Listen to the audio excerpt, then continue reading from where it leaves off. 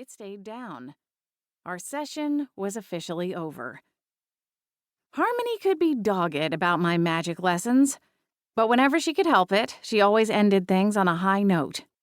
And this was the highest note I'd hit yet.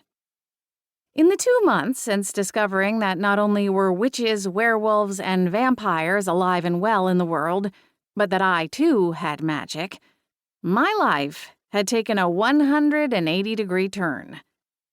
Sometimes it felt like the Blair McGill of 2 or 3 months ago no longer existed. On a calendar, not much had changed, beyond the usual passing of the holiday season. But in that short amount of time, my entire world looked different. Upon finding out about my magic, I quit my job and vacated my apartment in Tacoma, Washington, and moved to Beechwood Harbor, a rustic little beachside community on the Washington coastline.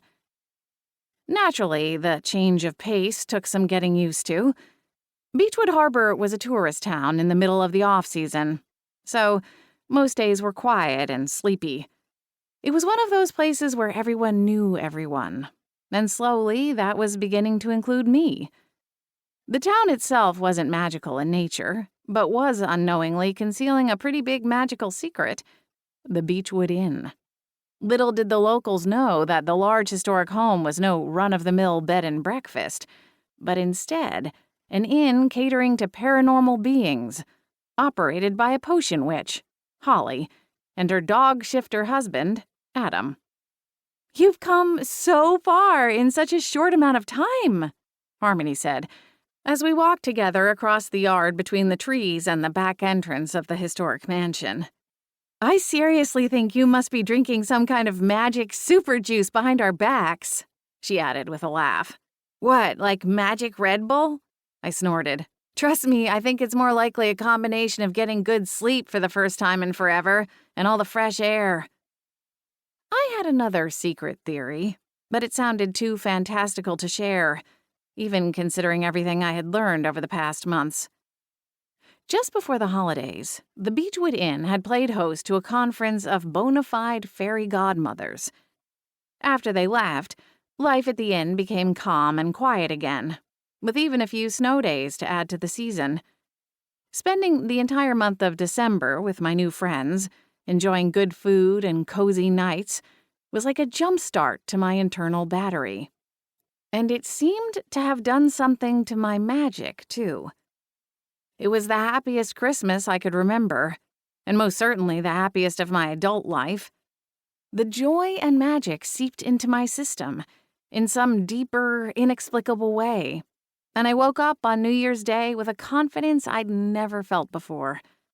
I asked Holly and Harmony to challenge me, and quickly moved from levitating small, lightweight objects to lighting candles with concentrated bursts of fire magic, and creating balls of ethereal lights.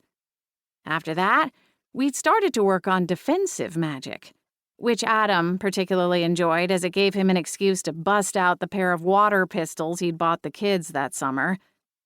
Adam and Valoria, Holly and Adam's 6-year-old daughter, enjoyed chasing me around the woods, pelting me with water, while I did my best to duck, dodge, and throw defensive shielding spells.